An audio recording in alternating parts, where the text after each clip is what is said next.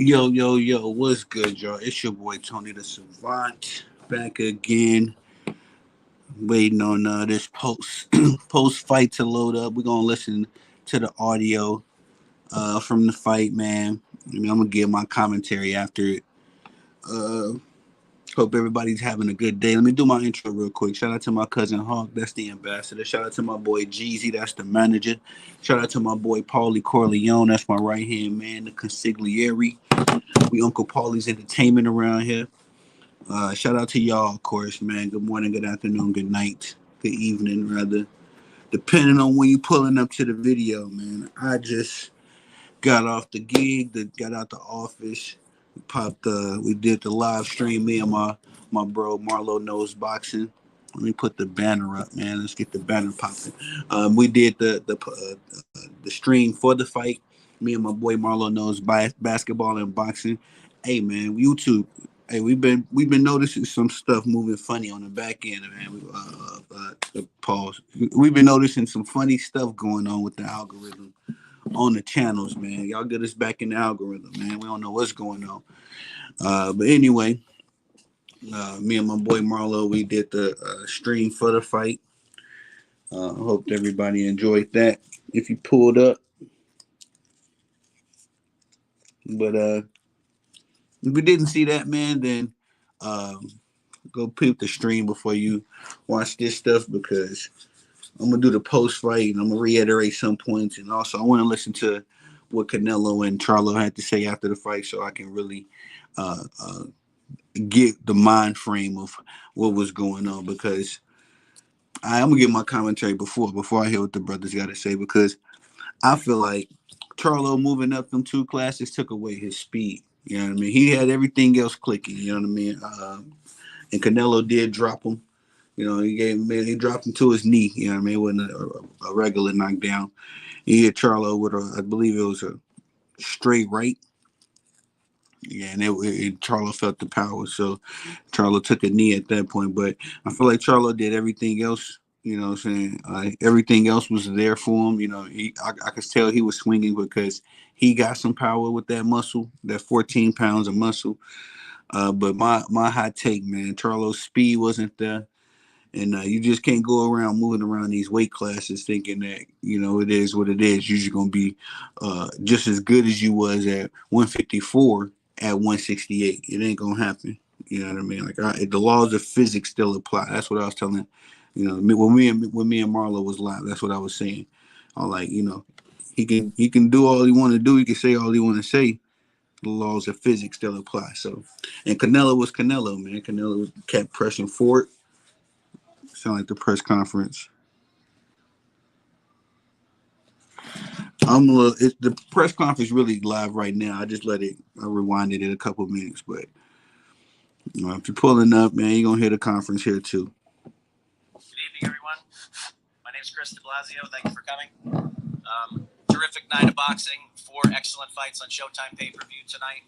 Let me get the boom. Let me get the boom. Champion Jamel Charlo. I'd like to ask you to come to the podium, give your comments from the night, and then we'll take questions from the press. Thanks, Mel.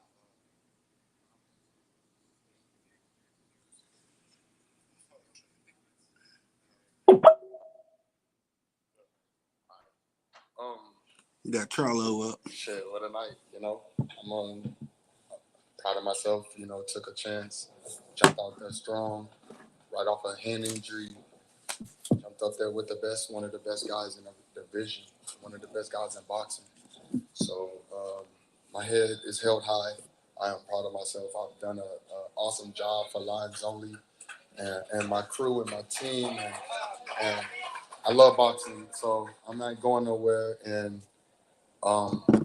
just jump right into it. And, Canelo's a motherfucking beast. You know what I'm saying? He an ox. Maybe I felt that more because of the fact that, you know, this is my first time at that weight division. I wish I could have gained a little bit more weight in between from the weigh-in to that time, but I can't control my body and I can't, but like God is already written. And, I'm glad that I was in there to put on the performance for Showtime pay-per-view. Dude, why is it so low?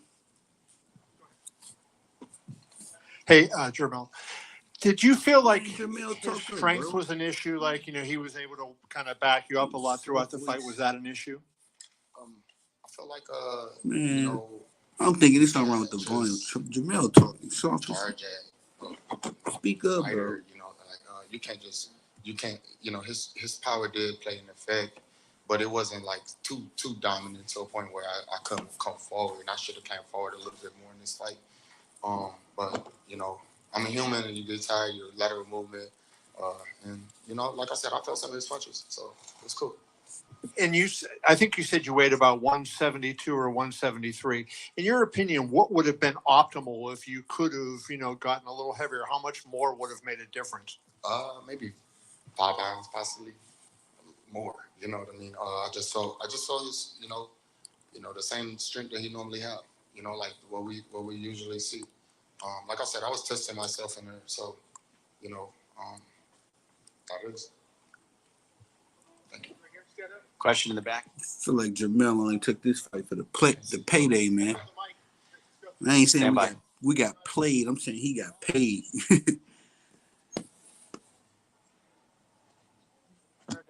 Yo. Mel, what's up, brother? Congratulations on just, being a part of this big event. In the 7th round, you got hit with a big shot, and you didn't initially go down. It looked like you took a knee. I kind of wanted to know what, in that moment, like, was it, you got stung and you were trying to clear your head? What happened in that moment for you? Yeah, like that was like my first time, like, feeling, like a woozy shot, you know what I mean? Like I'm the one always giving them.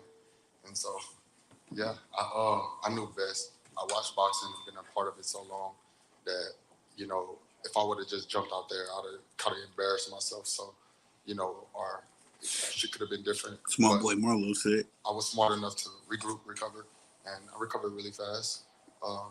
Probably could have stayed up or whatever, but I'd have just been fighting, trying to clear my head and still getting head shots. Were you really hurting that moment? You came back and you threw a hook right after that seemed to land pretty good.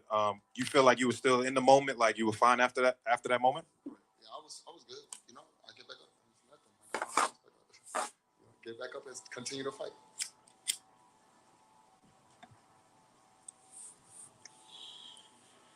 Jamel, right here in the front row. Yeah. Willie Ramirez with the Associated Press. You mentioned to Kevin that he's not the type of opponent that you just charge at, that you come out. Throughout the fight, it looked as if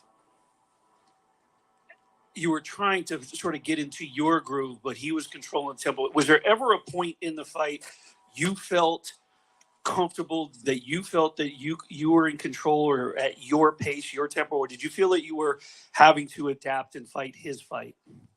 I really don't know what round it was, but it was like within some of the later rounds. I felt like I hit him with a solid 1-2 that was kind of like effective. He didn't see some, I also hit him with a good hook that was kind of blinding. He didn't possibly see, but I felt like I never got to a real point till I can get into my bag like I wanted to, truthfully. Jermel, how did you feel about this experience in the super middleweight division? And after your rest, who's next? I'm going back down to 154, so that's going to be major. I can do it. I can make the weight easy. And the experience was amazing. It was cool. I appreciate fans of boxing, period. But you got to get your hats off to the Mexican fans that support boxing and come out to shows like this.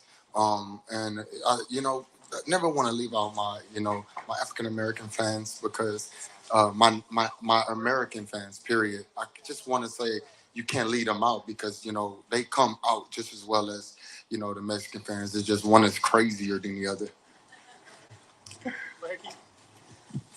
Jamel. Yeah. Back here. Keith Heidig from BoxingScene.com.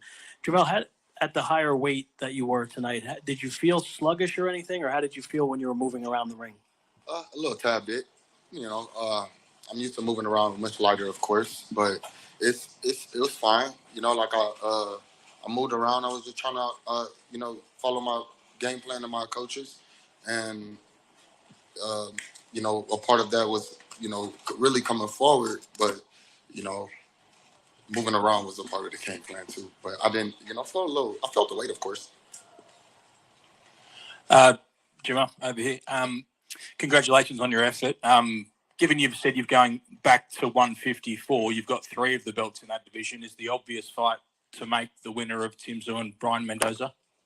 I just follow the plans and I fight whoever. Obviously, we can see. It's about being great, and I'm already a legend in boxing. Hopefully, y'all put me in the Hall of Fame. I don't know who the hell controls that, but I deserve it.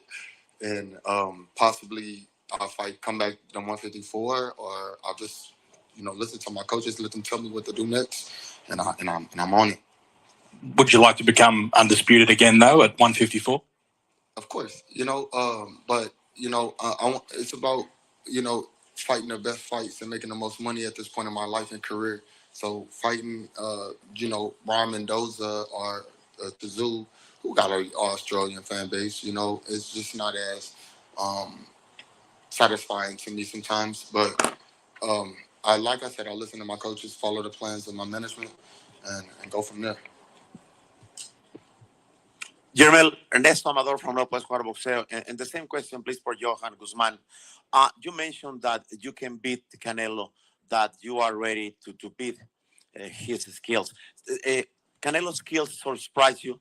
Because Canelo mentioned it's different when you talk about me, but in the ring it's going to be different. So Canelo's skills surprise you? Personally, I don't want to say it surprised me. He showed his attention span was a lot thicker in the ring than it seems. I don't speak Spanish, so I don't know their game plan. But just watching his skills in the ring with me, I felt like I could have did a lot more than I did. So I've seen it before. I've been in the ring with a lot of different fighters, and I've seen people with, I've seen skills, and he has some great skills in the ring. You got to give it to him. I don't even know when the last time I even talked about his skills. Like, that's just something that he needed to motivate himself. And so well be it. We here to fight, and I got in there to fight. Simple as that. So skills, everybody. If you at the top and you're in the pound for pound, and you're one of the best fighters in the world, you got to have some type of skills. So did I not believe in his skills? Shit, I don't know when I didn't believe in his skills. So I don't care about that. Like, I don't believe in nobody's skills. I think I'm the best fighter in the world. I still think that right now. So I'm cool. I'm cool with that. Hey, Jermel, right here. Dan Rayfield, over this side. Hey, how you doing? I'm good. Thank you. I wondered, it seemed like, you obviously got behind in a hole early, no doubt about that. So I wonder at what point in the fight did you realize this is not going how I wanted it to go? And at some point, I'm going to have to radically change the plan and maybe try to sell out a little bit or whatever, because it just never really seemed to happen. Yeah, it didn't. It sucks. In the second round, Coach Derek let me know, like I slipped up on that round, and I lost the second round, and I was like, damn. So I just never got to a point where I can make the fight more, to a point where they could put a little bit of pressure on his team, a little bit more pressure on him as well. So that's part of it. So the other question I had then was, and maybe I missed this before he came in, when he dropped you, I think it was the 7th round. Yeah. What kind of power did he have, and did that make you reticent to try to sell out the rest of the fight because you might get caught with somebody huge coming back? Nah, I don't know what you mean by sell out. Just like go for it, not wildly and recklessly, but just go and do what you can do and try to really just pick up the pace. No sellout period whatsoever. It was just about continuing to just fight the way you fight, and try to optimize everything that the coaches say and hurry up and get it done. And so it was a flash. It was like a shot I didn't see, and I regrouped myself. I gave myself a chance to regroup, but I thought, like, okay, now we got to go back and win the next few rounds, because I know when it's an 18 round. Thank you. Jamel, over here. Mohammed Mubarak with EURweb.com. Hello, Mohammed. Throughout the fight, it seemed to be a habit that he had of putting you in a headlock and trying to get rough with you. Right. Did it bother you anytime, any of those tactics? No, not at all. I don't think so. I do remember the headlock a few times, matter of fact, every time I kind of got it in that position, I felt like I felt that, you know, he's a clever fighter. Do you think that maybe if you were a little more aggressive throughout the fight, I can steal that from him in the future. what do you think that if you could have been more aggressive than you were throughout the fight? I could have, yeah. I could have been more aggressive, honestly. Jermel, over here. To your right on the Yeah. Francisco Salazar, Ring Magazine. One of the game plans that Al Bernstein focused on for Canelo was cutting off the ring. Do you think that maybe that was one component that maybe worked against you, that he cut off the ring more quicker, more sooner than you expected him to do? No, I actually thought that, I mean, you're from Ring Magazine, you know, boxing, when you're in a square circle, I felt like I was rotating pretty well, getting around, and I was able to catch a lot of shots with my gloves. Sure. So I did rotate well. It was just about, you know, my attack when it came down to after I rotated and got out of the shot, you know, or blocked the shot. My return was my issue, and in my aggressiveness of going forward. Thank you. Yeah. Time for two more, then we'll let Jermel. Jermel Charlo. To shine. And if I don't show up, I'm hating on him. So I'll let Leonard do it. I just wanted to introduce Mayweather Promotions' most recent signee. He's a future world champion. He had an outstanding performance tonight. He's 1-0, and he's on his way to greatness. Carmel Moten. Yeah, y'all gotta show my fighter a little bit more love than that now. You gotta realize we put our lives on the line. It's blood, sweat, and tears. See, a lot of y'all sit behind a computer and write about us fighters, but you guys never take the time out to really go in the gym and see what these guys go through. Now, on media day, you guys do show up, and we appreciate it, because without the media and the support from the people from all walks of life around the world, we wouldn't be where we at. So I want to say thank you to all the media, the different media outlets. Kevin, you guys have been with me, 27 years? So, you know, I know what it takes when it's a fight of this magnitude. And I was the same young fighter before, and I had a dream. So I'm proud of you.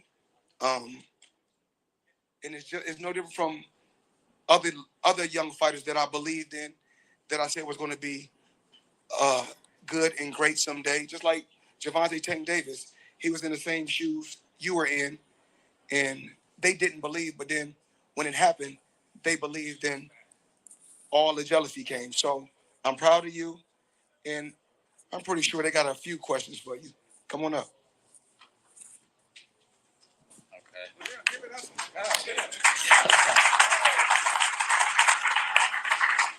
Lloyd forcing this young man on us, bro. What is this? What up? Come on, Kevin. I need you. What? How did you feel? Tell us. You're right. Yo. I got one. Hey, Kamel, what's up, brother? Congratulations on your first win, debut. You put him out pretty quickly. You know what I'm saying? This being your first fight, was there any jitters? How did you feel actually, you know, kind of breaking yourself in? I felt ready. You know, I had a great camp with my team, and I know I have Floyd behind me. He believes in me, so I had the utmost confidence going into this fight, and I went in there and did what I do. I just had one other one. I had the chance to talk to Leonard this week. He said that you graduated from Floyd Mayweather University. He said you've been with him since he was about 5 years old.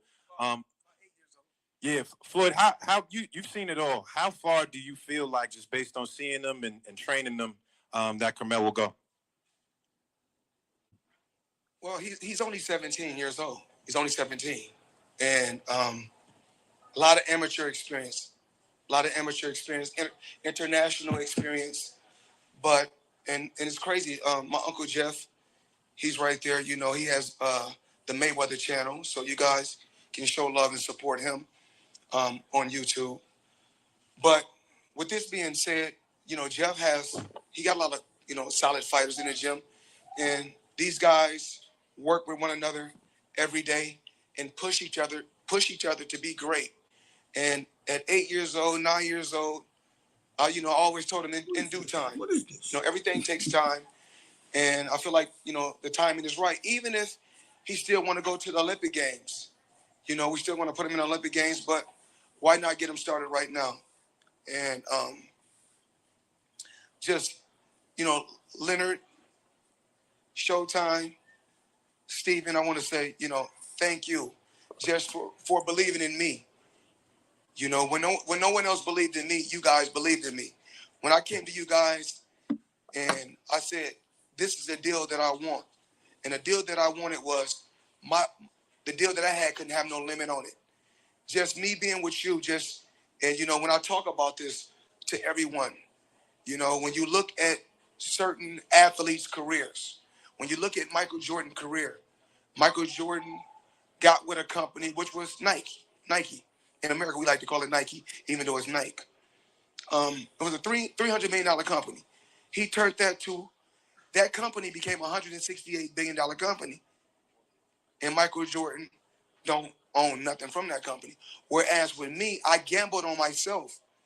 And with that $750 million came from you guys.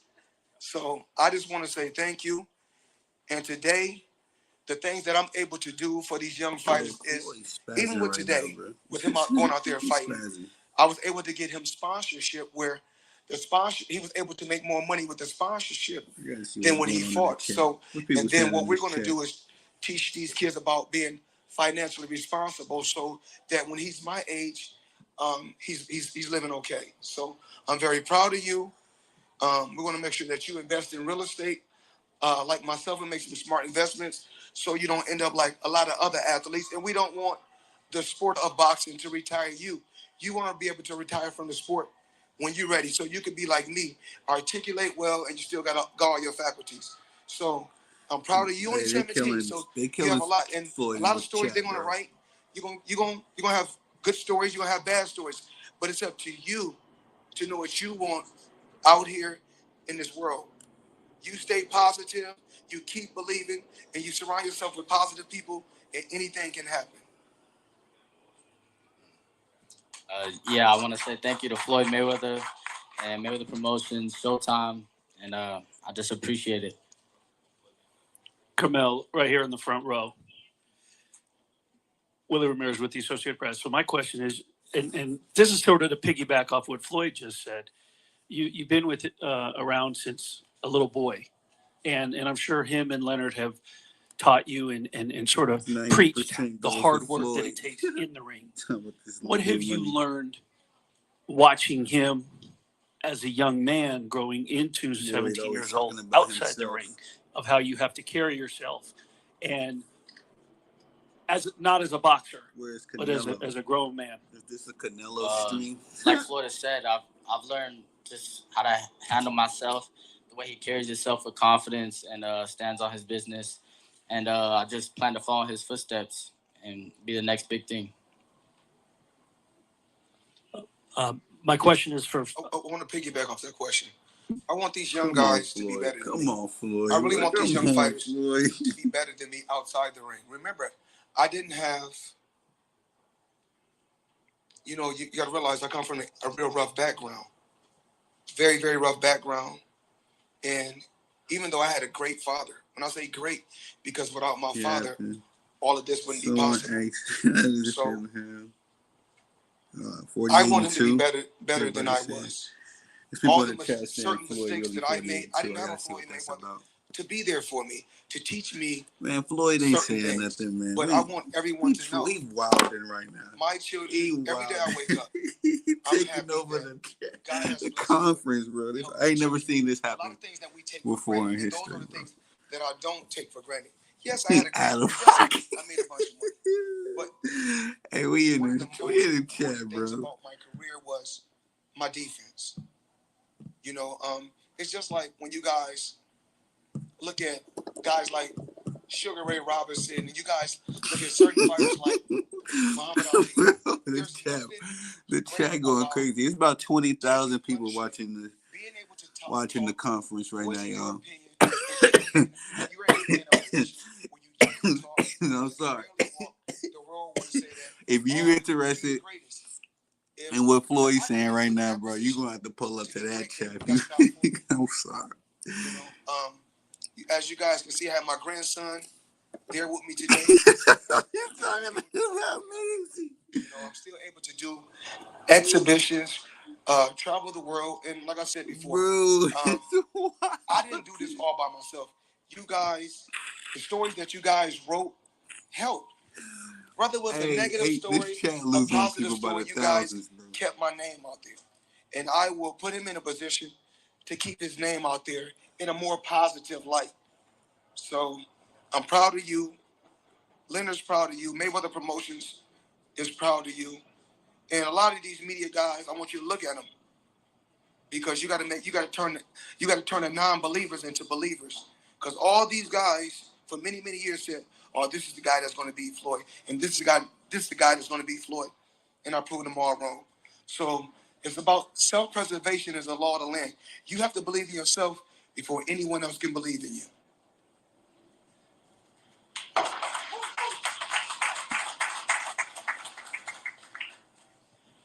This is for Carmel and for Floyd, if you can answer this. Bro, we were with Shakur Stevenson yesterday. He had very high praise for you. He spoke about this, not in detail. Stop asking this dude questions, he was so impressed with you in the sparring earlier this year. This is and when crazy, he was asked bro. who you remind him of, he said Naoya Inoue, which is pretty high praise. I'm just wondering what you think of that, and Floyd, maybe who he reminds you of. Yeah, I've known Shakur for a long time throughout the amateurs. He watched me grow up in the amateurs too. And with the comparison, I mean, Inoue is a solid fighter. He has skills. He's fast, strong. But I feel like I'll be a lot bigger than him. I'll be a lot better fighter than him when it's all said and done. And I'm just getting started. I'm 17. It's my pro debut. And I feel like I have a lot of potential, and I'm going to show it. I can't really say who his style is like. That kid from Japan, he's a hell of a fighter. And what we doing in today's time, we making dream matches. No different from we done the Mayweather Canelo, we done the Mayweather McGregor, we done the Mayweather Pacquiao. We do the biggest matches out there. So in due time, we never know. It could be him. And I don't really know how to pronounce his name, but the kid from Japan, if that's okay, no disrespect. But and we know Shakur is one hell of a fighter, and soon he'll be in a position where he's beating everybody. Then eventually, everybody be calling you out. No different from everybody wants to fight Tank. This is how it works in the sport of boxing.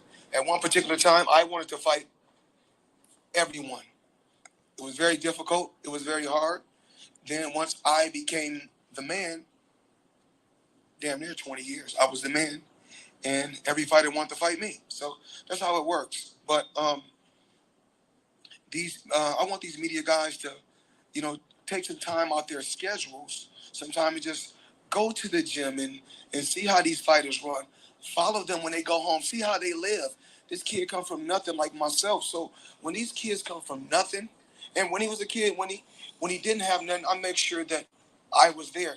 So these are the things that we don't talk about, or we don't, I don't glorify, because when I do certain things, I do it with just a beautiful heart for a kid like this. When he was a kid, if him and his father Curtis can barely make ends meet, I want to make sure that their rent was paid. I wanted to make sure they had food in their refrigerator. When I get on the podium and I win a fight, I never talk about these things. He took over the street. Mark my word, remember this. Within 24 months, he'll be a multi-millionaire. Remember, I told you that. Now mark it down, because I told you guys before. Remember, I told you guys about certain things. I told you guys about Gervonta Tank Davis. You guys didn't listen. I told you about how easy the Pacquiao fight was going to be. You guys said it wasn't so. I'm like Nostradamus. Y'all know when I predict something, it's going to be what it's going to be. So within 24 months, he'd be a millionaire. Hey, come here, right here. Right here. He really wilding. They really bugging up. The media bugging out. This is why This is Skip Brown from Dante's Boxing Nation. Congratulations, young man, on a great victory. I have a two-part question, one for you and one for yeah. So my first question to you is how does you're backed by arguably one of the greatest of all time, right? What are we rating ourselves on? Come on, what are we rating on? Okay. Well, we want to know in the least amount of fights. You know, I didn't have to have 70 fights or 150 fights, 300 fights. Did I not beat the most world champions? Yes, you did. Okay. And in the least amount of fights? Yes, you did. Who got the highest gate? Floyd Mayweather. Who made the most money? You did. Who was the most accurate fighter of all time? You were. So it's basically saying that the greatest of all time. Okay. All right. No disrespect, Sam. No disrespect. No, my question to both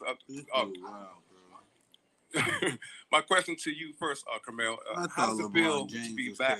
Hurry up, because we gotta let Canelo come. All right, by the greatest of all time.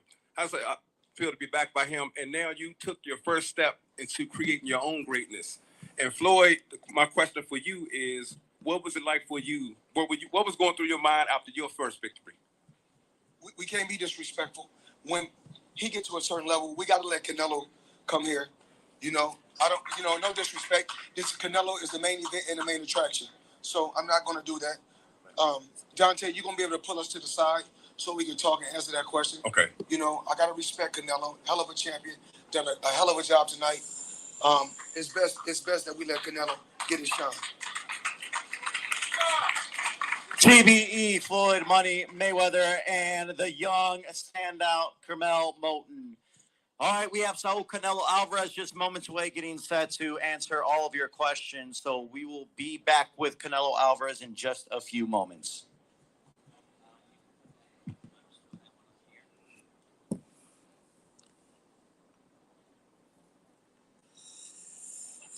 Yo, Floyd just took over the stream, bro. Like, I don't know what I just watched. I honestly do not know what I just watched. And I got to timestamp this because I got to make a short out of this, bro, because Floyd Mayweather just bugged out, guys. I don't understand what this man just said. He just had us talking to a fighter that's 1-0, bro, for about 30 minutes. Like, you ever been excited about a fighter that was 1-0? I haven't. And you know what's gonna happen to this kid from now on? Every fighter that he fight, they gonna pull up on this dude and try to put him in the dirt. Like, they gonna be motivated to beat him and Floyd. It's just like the Deion Sanders thing, man. You know what I'm saying? Cats sometimes just be out motivated to beat Colorado just so they can say they beat Deion Sanders. And Deion said that. I said that a long time ago. A lot of these coaches and the players, they like the hype. Everybody like the attention and the hype. You beat Deion Sanders, your name in the papers for the next week or two. You know what I mean? So, makes sense. It makes money. It makes sense. But Floyd just took over the stream, bro. I did not expect that. I really just fast forwarded the stream to the live point to see if Canelo was on stage, bro. Like, I would have sat through the questions, the last two questions Charlo was asked. I would have sat through the last two questions Charlo was asked had I known Floyd was up there talking for that long, bro. I would have paused the stream. I honestly thought dude was going to be up there for 15 minutes. And I said when I pulled up, he was already on stage. Ain't no telling how long he was on that stage before we pulled up to the stream. But when I pulled up, he was already on stage. I said, all right, he's going to be up here for another 10 minutes, maybe. No, sir, not Floyd Mayweather. Just took over the stream. Bro, I wish I would have seen that coming. Honestly, I'm really I'm flabbergasted, Floyd. You fired, Floyd. You fired, bro. You fired. They waiting for Canelo to pull up, so we waiting for Canelo to pull up. But I hope everybody that pull up to the stream. I hope y'all enjoying it, man. You know what I mean? It's always good. Canelo won in a very impressive fashion. Honestly, tonight, all I can say really is Canelo was Canelo, man. Everything that Canelo do, he did tonight. At no point did it look like Charlo was controlling the fight, but also it looked like to me Charlo, after he got hit and went down, had to take that knee. he threw the strategy out. Everything Derrick James was probably saying in the corner, he was throwing it out in one end out the other. He was just sticking around long enough to see his payday. You know what I'm saying? So I'm not, and that's just my opinion. I know it may not be popular. People are gonna say what they're gonna say. I think my opinion is Charlo just got paid. You know what I'm saying? In a way, we got played, but bro got paid because I think he took that hit. He ain't like he want no more engagement, really. He threw back and forth a little bit, but to survive, shout out to Canelo, man. Saul Canelo Alvarez. He did exactly what we thought he was gonna do. He was Canelo, man. He walked up, marched up on him. Of course, got the knockout. Not the knockout, the knockdown. Excuse me. Walked up on him. Anytime Jamel got a couple licks in. I'm not gonna stun on Jamel. Jamel got a couple licks in. 1 second, y'all.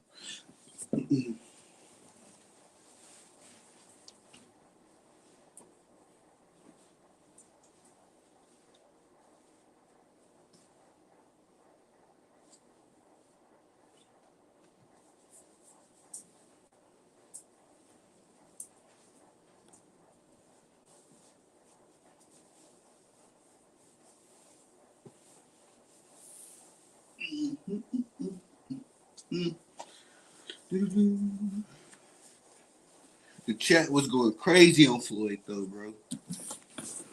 In the beginning of it, when I pulled up, I'm gonna say it like that. When I pulled up, it was a lot of, I guess you want to go with the Floyd fans. They was really, they kind of was in the chat going crazy. A bunch of 50 and those Floyd adulation, but it's still kind of like 50-50 with the chat. A lot of people still just not minding Floyd taking over the stream. Floyd Mayweather got a fan base like LeBron James fan base, bro. They don't think he can do no wrong. Them dudes crazy too. You know what I mean? Another crazy fan base, Terrence Crawford. His fans, man, they super crazy too, man. What's a big fan? I know, like I hear a lot of stuff about Philly fans, but I ain't never been to Philly. I know a couple Eagles fans, shout out, but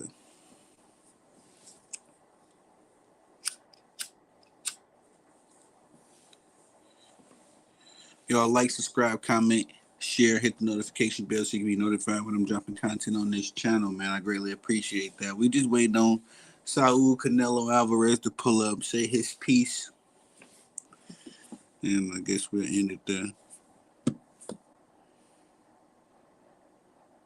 In fact, your boy kind of tired, man. I'll pick up this tomorrow, listen to this, and report on it. But it's your boy Tony the Savant. I'm out of here, man. I'm gonna give me some rest. Get back to the office tomorrow and do what I do. Love y'all. Love the support. Appreciate y'all, man. Y'all have a great day, afternoon, evening, whenever you pull up to the stream. But I'm not a player. I'm not a coach. I'm the Savant. Peace.